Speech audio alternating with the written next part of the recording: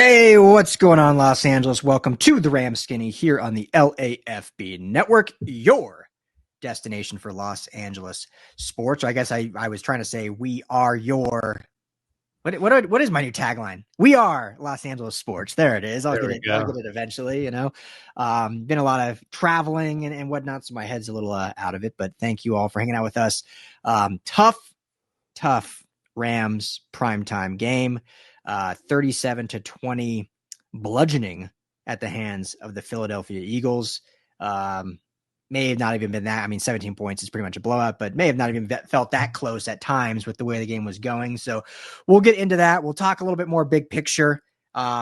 And obviously, with the holiday coming up and root everyone a very happy Thanksgiving. And then, we'll be back Friday for our preview of where the Rams can kind of go. But we'll talk a little big picture, not just be all doom and gloom after a tough loss. But first and foremost, did you just get a haircut? Skinny T, what's up, my man? How we doing? I did. Yeah. Yesterday, got my hair cut for the holiday. I know you. Oh, absolutely. Yeah. You got to be fresh for the holidays. You can't go in there with shaggy neck hairs at all. Yeah. I was going to say, you got your hairs cut too. Yeah. Chrome dome looking good over here. I don't know if you were laughing, but I took your response to me kind of laughing. I'm out in Colorado and we were recording this because I was out decorating the house with my dad to beat the snow coming in. Like that's something you don't say in LA, but I was like, hey, I gotta push our recording because I'm helping my dad put lights up before the snowstorm comes in. So yeah. I was so jealous of that. That just sounds like a perfect way to spend your afternoon. So I'm glad you got to do it. Yeah. I'm over here holding down the fort for the rest of us. There you go. Me and you talk all the time. Like I love living in LA. I love the weather. But it's nice in the holidays to be able to come back to Colorado, where for those that don't know, my folks are from. I grew up here, and get that snowy, Christmassy holiday feel for a week or two in the holiday season, and then go back to the nice 60s and sunshine. So it's perfect. It's great. You can't ask for more. Love it. But everything's good otherwise. I guess we won't talk again until after Thanksgiving. So let me just start with this. Any big Thanksgiving plans? And I'm put you on the spot. We didn't prepare this, but do you have what's one or two Thanksgiving traditions that the Andersons have? Yeah, so I just had a whole group of family descend upon our household here. I had 5 people. I was hosting 5 people. So we're keeping it pretty low key, going over to a friend's place. We're going to play some board games after we eat lots of turkey. And then we have a little bit more family coming in. Just had brother-in-law and nephew come in, so from the other side. So nice. Yeah, it's not as low key, but the tradition is we go get the Christmas tree after Thanksgiving on Friday, set that up on Black Friday. So we'll be doing that in the morning. But yeah, Thanksgiving it just kind of less about the traditions for me than let's say like a Christmas or something like that. Yeah, same here. This is the first Thanksgiving since I've been married to my wife or dating that we've been back in Colorado for Thanksgivings. We usually always come Christmas, but it's like, there's only 3 weeks between the holidays. So it makes no sense to come to both, especially with work and whatnot. But this year we had like some miles for like, oh, we've never gone out here for Thanksgiving. We always spend it with her family out in LA. So it's like, oh, let's do Thanksgiving and then we'll see if we can come back Christmas. But because of that, the only real tradition I think that I've kind of helped upheld since being a kid is every Thanksgiving Eve after we eat, we always watch Miracle on 34th Street. That is our like Thanksgiving tradition. No matter what, we watch Miracle on 34th Street we watch the newer one. I know that's blasphemy. Everyone likes the original. We watched the newer one. But ever since I can remember being a little small kid, we watched it every single year. So and I've brought that to my family now with Monica and me, and we watch that every Thanksgiving too. So that's our one tradition. I love that. Yeah, I'm just a few movies into my Christmas movie rotation. So there you go. That's definitely on my list. Though. That's an every year watch for me too. Yeah, classic. Can't beat it. So one thing we need to do, obviously not this year because I'm out here, but moving forward, we'll be in LA most Thanksgivings. Is we need to start an LAFB Turkey Bowl because I miss. When I was growing up here in Colorado, when you're a kid, I think everyone when you're a kid, you play the Turkey Bowl, right? You go out and play football with your friends in the yard or whatever, meet at the school field. Then you get older and, we're getting older anyway, but then your friends just are farther apart. And so I haven't done that on Thanksgiving in forever. And I would love to start an LAFB Turkey Bowl, whether it's just the LAFB fan, but also inviting any listeners. Like how fun would that be? We got to start that. That'd be a blast. We could turn that into we could host that at the Rose Bowl. It's right in our backyard. Let's do Heck that. yeah, let's turn into a whole-on tournament. So next year, 2025 Thanksgiving, everyone that's listening, mark this down, the LAFB Turkey Bowl happening on the 2025 Thanksgiving. So we're going to make it happen, Skinny T. Yeah, I don't know. My other nephew, my 9-year-old nephew, was in town last week, and we played a little bit of baseball, and I was so sore the next day. Oh. I'm of true coaching age. There are coaches that are younger than me in the NFL now. I was looking at the oldest players in the NFL. There's one that's older than me. Aaron Rodgers is younger than me. Is he really? Yeah, 6 months or so.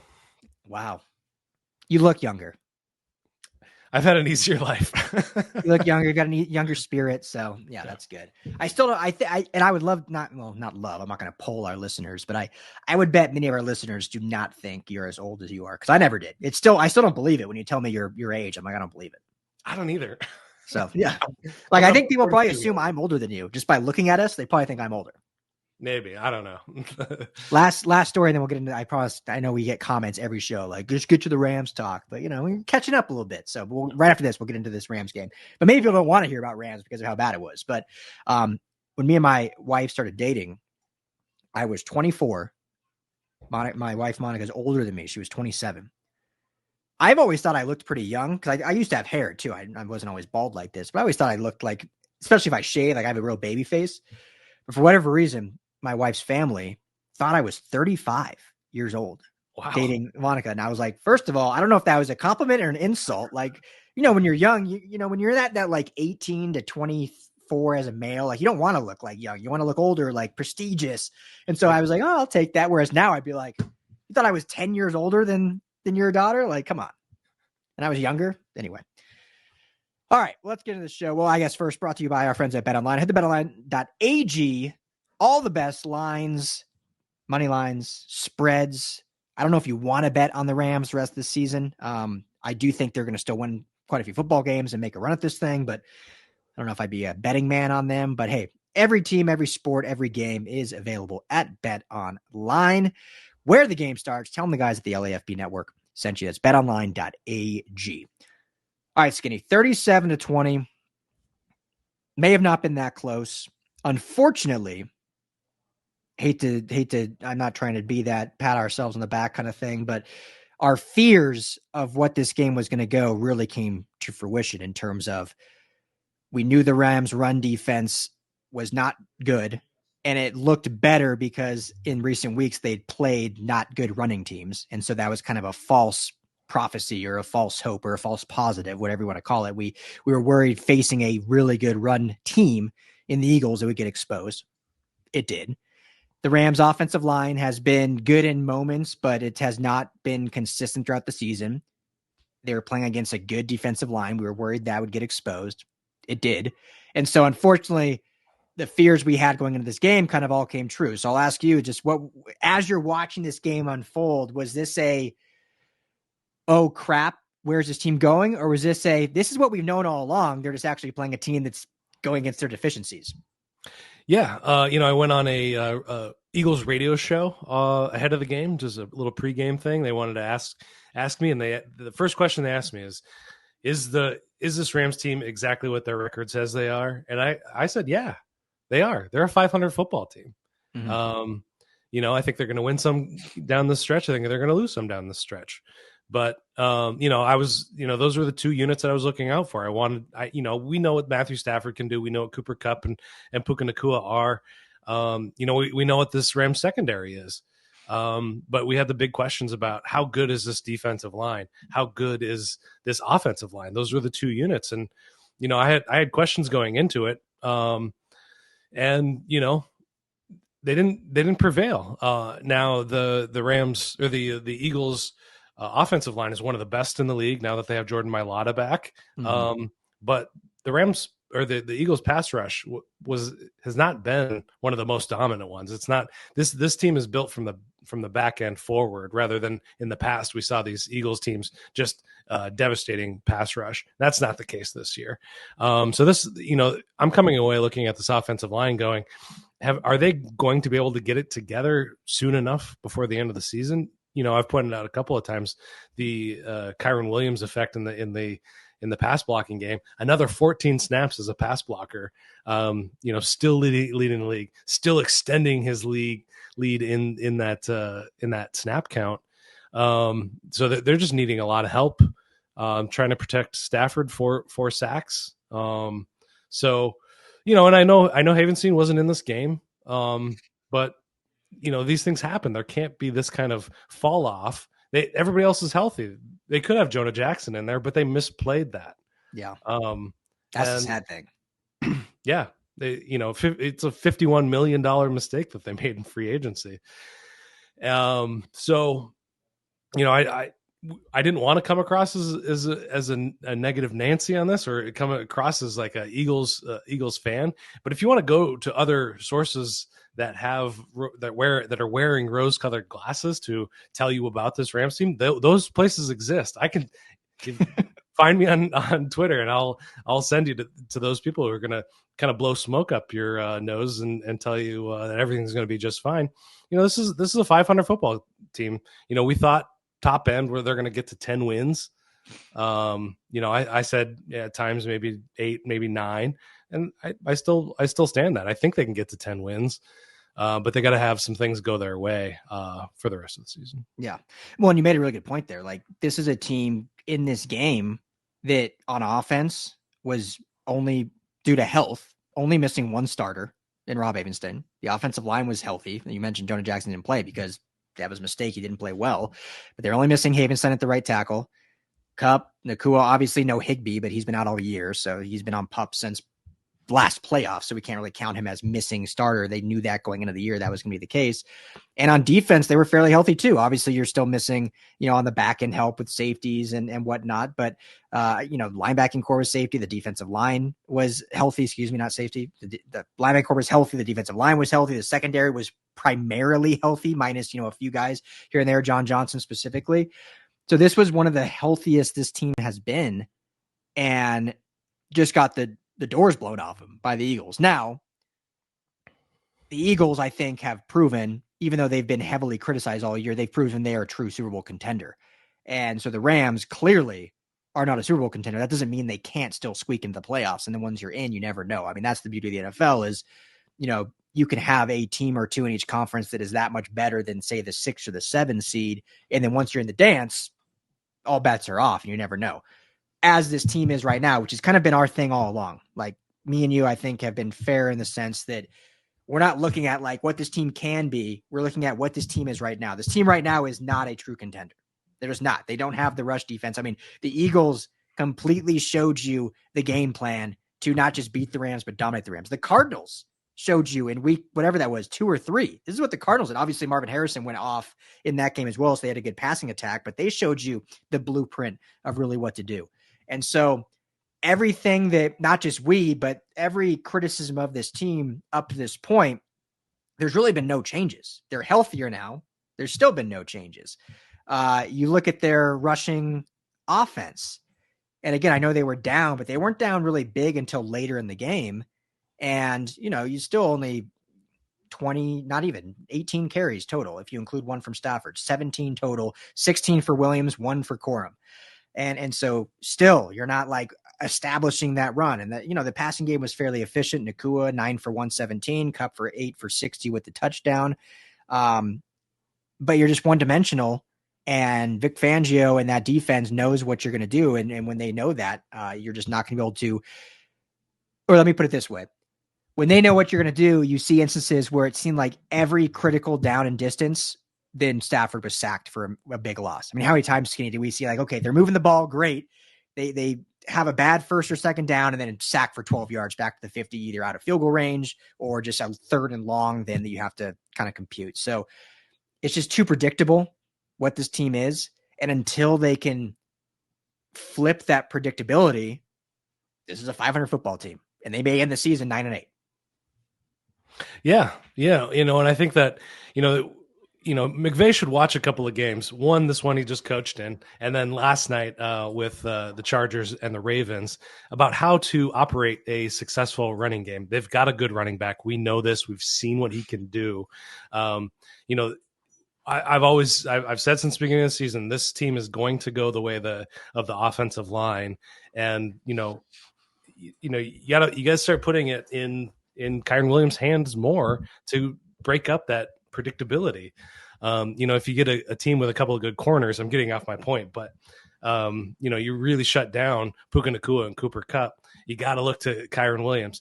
And were there negative plays for Saquon Barkley in this game? Yeah. Were there negative plays for Derrick Henry last night against the Chargers? Yeah. But what did they do? They kept giving it to one of their best playmakers, and they ended up breaking some plays. And I think, just looking at this offense, Kyron Williams is one of their best offensive weapons, and they're just they're not going to him enough. And I've pointed out they need him in the pass blocking quite a bit, more than any other back.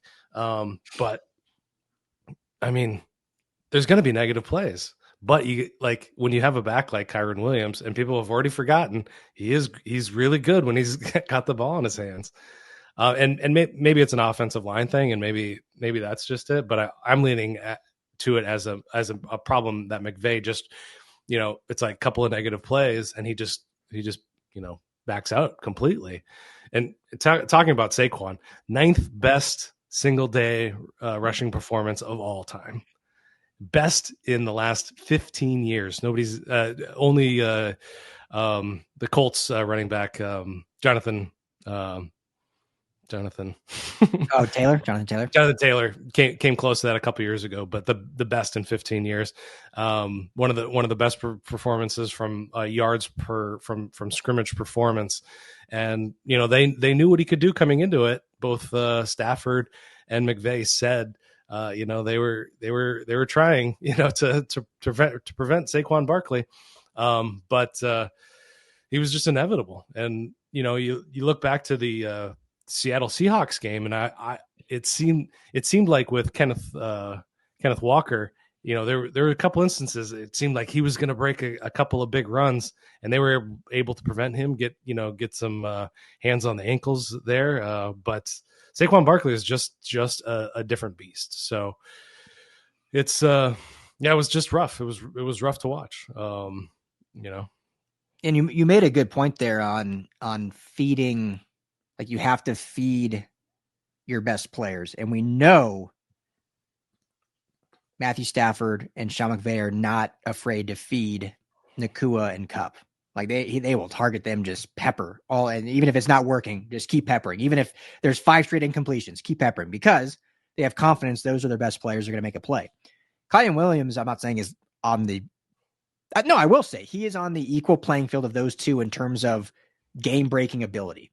Obviously different position and whatnot, but he carries enough weight in the offense that when he is really getting the football in his hands, this offense can do really special things. And looking at Saquon Barkley's career, and I'll go back even to Penn State. I don't know how much you watched him at Penn State, Skinny, but at Penn State, and for sure in the beginning of his career at the Giants, there were times when he would run the ball and he would have like 14 carries for like 30 yards. Like, he would just be getting stuffed. And if he was in the McVay offense right there, pull the plug, knock in the ball again. But both Penn State and the Giants, for all their horridness in the early part of his career, they would still keep giving the ball. And guess what? Almost every single game, he'd have that game-breaking 60-yard touchdown run. And his stat line ended up being 19, 20 carries for 180 yards and a touchdown. But it's because he had that 1 or 2 breaks, even when all the short yardage stuff, because how many times have we said running the football keeps the defense honest, forces you to tackle, forces you to hit, forces you to keep people on the line of scrimmage. And so eventually when you keep doing that, you're going to break. Kyron Williams, and again, I mean, the stat line, 16 for 72, 4.5 yard per average and a touchdown. It's not like that's a bad stat line, but if you keep peppering, you're going to get that break eventually. Now, the problem, Skinny, and this brings me to my next point I want to ask you, and why I think we've been continually bringing up the whole thing with Blake Corum. Kyron Williams now has 5 fumbles on this season. He had 3 all of last year, which is still a lot for a running back. Has 5 now this year. As good as he is, fumbles are game-changing plays.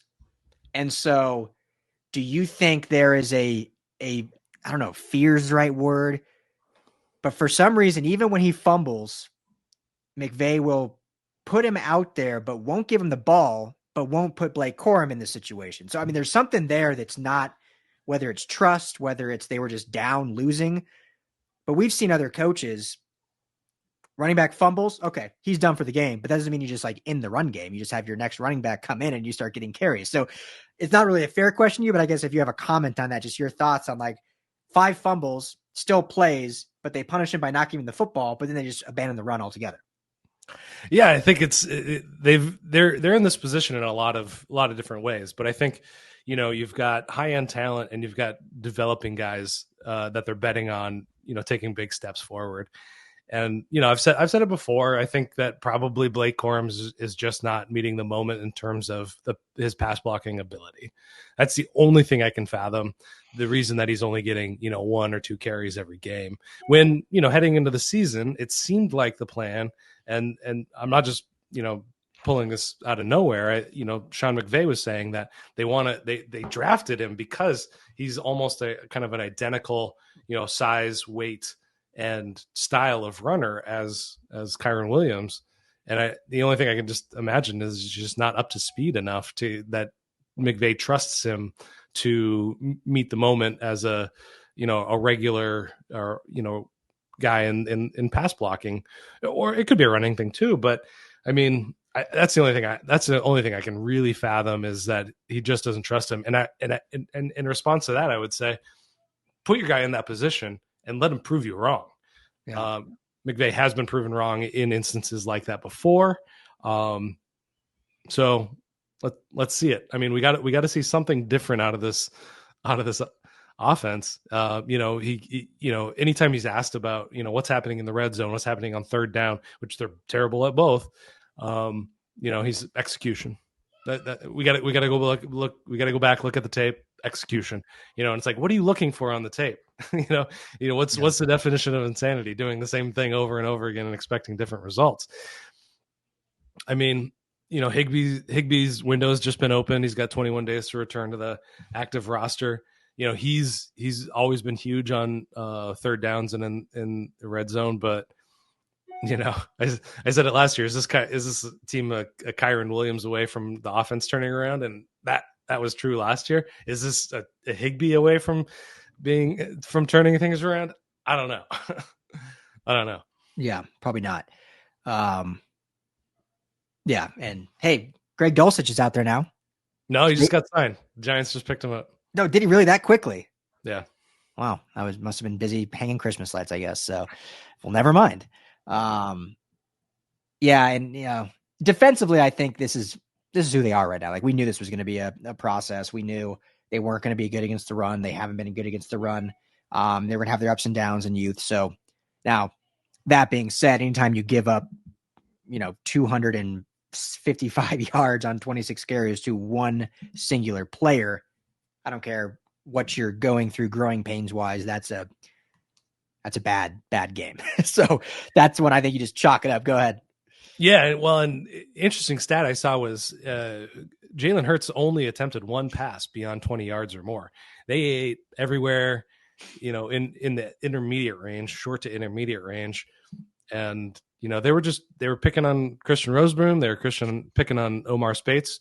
Spates has done a really good job for an undrafted rookie, but there's just a lot of liabilities in coverage up close, in that second to intermediate range that teams can just take advantage of. And AJ Brown had a good day. I know Saquon's the big headline for sure, but even without Devontae Smith, they were able to just continually move the ball. Jared Verse's worst performance, just one. He had one pressure, but it was an incredible pressure. Knocked Jordan Mailata on his butt. Yeah. And that was it for the rest of the day. For him, Braden Fisk had a few pressures as well. So, not everything was terrible on defense, but you go a couple of weeks playing a team like the Seahawks, whose offensive line was cut down by injuries, and DK Metcalf didn't play in that game, I don't think. And then you go to, Miami, who doesn't have a great offensive line. Then you go to New England, who doesn't have a great offensive line. It starts to look like your defensive line is a lot better than it actually is. And then they play an elite unit, and you see, good, but not great, and still improvement to be had there. Yeah, still a work in progress. And, it's bad when I didn't even know Kenny Pickett was on the Philadelphia Eagles. I totally forgot about him, former Pittsburgh Steelers draft pick. And he came in at the end of the game because it was such a blowout that we saw Kenny Pickett on the field, small hands Pickett out there. But one last thing, and then maybe we talk a little big picture and wrap this up.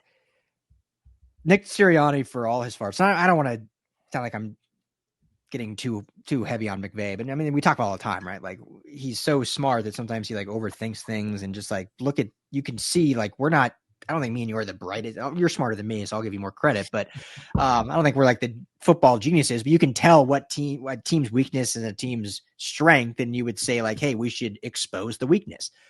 Clearly Philadelphia, who is a running minded team regardless. Obviously, that's why they went after Saquon. That's why Jalen Hurts has a lot of carries each game. But there's games where he'll sling it over the yard. They've got a great receiving core, and too. I mean, it's just Howie Roseman's one of the great GMs in football. It's just a well-built roster. But clearly they saw this Rams defense cannot stop the run. They ran the ball 45 times, and 26 of those from Saquon, and obviously he had a career historic game, but still had Kenneth Gainwell involved with 5 carries. Jalen Hurts carried the rock 12 times, and then I don't really count Pickett's 2 at the end of the game, but 45 carries to 22 passes, and as you mentioned, all those passes were to the short and intermediate variety.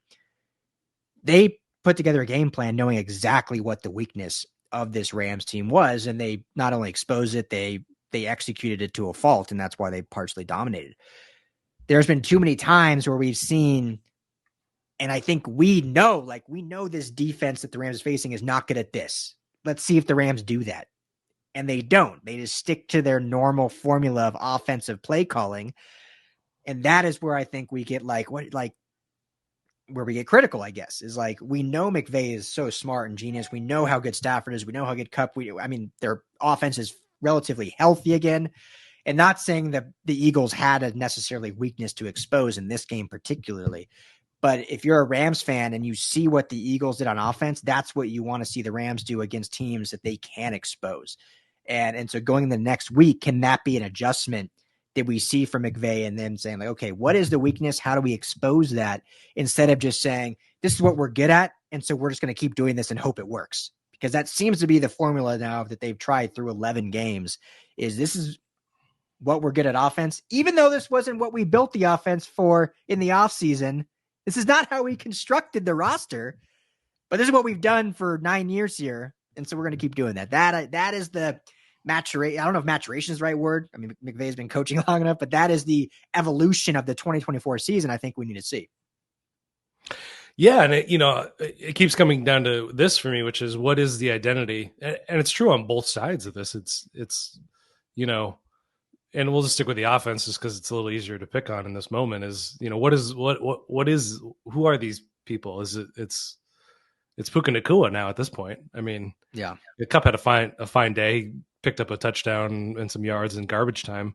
But I mean, even those two guys don't even look like themselves. I don't know if they're fully healthy. I don't know if, and it's, the 2022 vibes are really taking over the 2023 vibes, where it just seemed like nothing's coming together. It's, and they built such a clear picture heading into the season.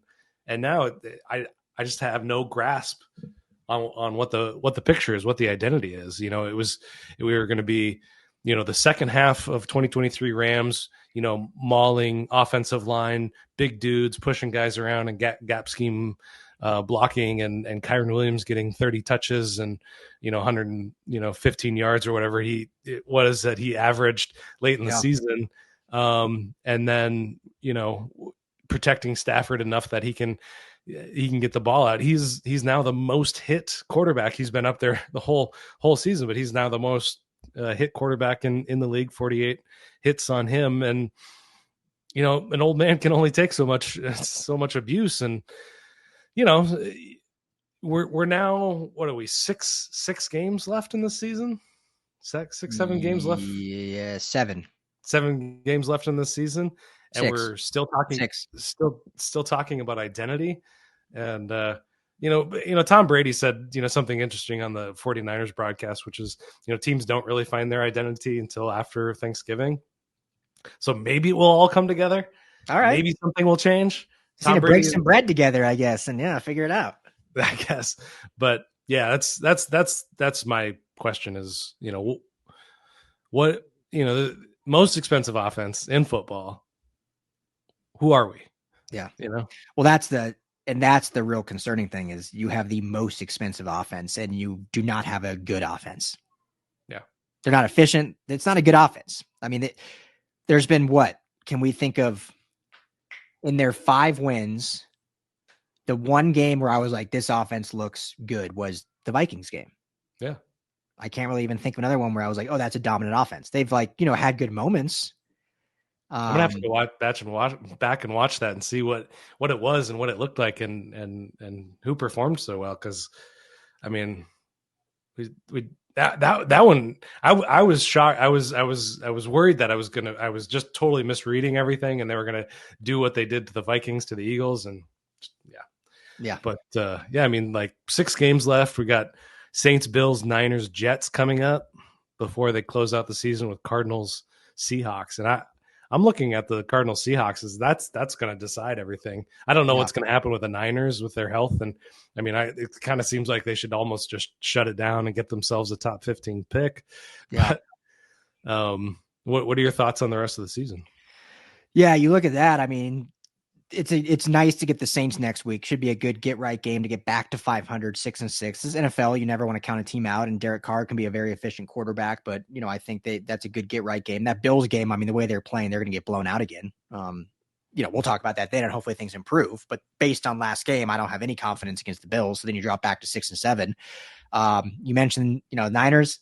I like it right now because of the way the Niners are playing, how banged up they are. The Jets are a dumpster fire. I can get the Jets. And then I can see them losing the last 2 against both the Cardinals and the Seahawks. I could see them winning the last 2. So this is a team that could easily finish with 10 wins. They could easily finish with 7 wins.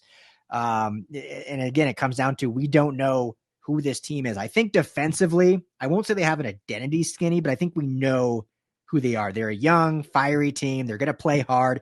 They've got a really good pass rush.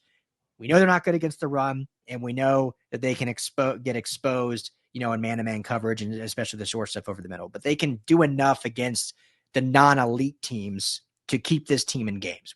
Defensively, they're not going to be great. They'll have moments, they'll have lapses, but I think they can be good enough against these non-Eagles teams to give the offense a chance. But as you said, it comes down to the offense. Like, we don't know what this offense is. We know what they're trying to be, even though that's not what we think they should be because of the way they built the roster. So hopefully there's a nice dry wishbone off that turkey that McVay and Snead can break off and get a good wish in and figure out what they're going to do moving into this Saints week. And, we'll talk after Thanksgiving on Friday, previewing that game. But I think regardless, they win that game. I think they still have enough talent. They're too prideful of a team to getting blown out to then come out and lay another egg. I think they'll play well. But more importantly, I hope we see, and you really said it perfectly, like, I hope they create an offensive identity that they stick to for the rest of the season. That doesn't mean like shove it down people's throats like they're doing now with this identity that's not working, but at least figure out what you want to do and stick to it. Like, if you want to run the ball and Kyren Williams fumbles, that's why you drafted Blake Corum. That's why you have Ronnie Rivers as RB2, who you said, like, Ronnie Rivers isn't getting carries either. So you didn't construct this team to be Kyren Williams or bust. Even though I'd still give it to him because you know how much me and you think how good he is, but that's why you have other running backs on the roster. I mean, look at all these other teams. Like, they run other backs. You don't just have to you drafted Blake Corum to be Kyren Williams 2.0. If he's not there yet in blocking, I totally get that. He might be a liability in pass coverage. That doesn't mean he can't get 5 to 7 carries a game. You think you're going to give too much to the defense? They'll know if he's out there that you're running the football. The defense already knows what you're doing because you don't run the football. So what is it going to hurt if you play your cards too close to your vest or whatever? So hopefully we learn that in the Saints game. yeah, just you guys just go back and watch some of those late games with Kyron Williams. I mean, it looked so different and it felt so much better. Yeah. And they're not that different of a team that they can't pull that off again. And it's just frustrating. It's maddening to know. I think that Kyron Williams is of the caliber of running back. That's a Derrick Henry. That's a Christian McCaffrey. Saquon Barkley. I think he's probably a step down. But look what he was doing last year. Yeah, with Kevin Dotson and I mean, Brian Allen was the center last year. Rob right? Havenstein, Or no, Coleman Shelton. Excuse me. Coleman Shelton, yeah. And you go look at what Coleman Shelton is doing in Chicago. It's like he's having a terrible year, but can't we get that a little bit of that back? And yeah, it's frustrating to watch. But I mean, the NFC and the NFC West is still wide open. This team can absolutely still do a lot. I mean, they have everything in front of them. We say it after every loss because they do. If they're sitting at 5-6, they just need to show that they're making that step to do that. And again, I still think they're good enough to make the playoffs, but at this point, I don't think they're a contender unless they really shift things. And health doesn't matter. I mean, they're pretty healthy right now. So people can't keep making the excuse of like, oh, they're so injured. Like, look around the league. They're actually now one of the healthiest teams in the league when you look around the league, especially in their division. Look at their division. They're way healthier than, for sure, the Niners, and they're probably healthier than both the Cardinals and Seahawks right now too. So no more excuses for health. This is now a team that's fairly healthy and has to get right and do what they set out to do. And, if they can get this thing humming, then they can maybe potentially be a contender. But right now, I think they can still be a playoff team, which is crazy based on, if anyone's listening to the 36 minutes, or we'll call it 32 minutes because we rambled for the first 4 minutes of the show. It sounds very much like this team is terrible. They're not. I think it's just because the expectation of where they could be based on what they built in the offseason is just not meeting that mark. So hopefully against the Saints, Skinny, we'll see some clarity on what this specifically offense. Because again, I don't know if you agree with me, but I think we know what the defense is. Like, it's not going to be great. We said in July, like, hey, if this can be a top 20 defense, like, cool, they have a shot. That's all they need to be, top 20.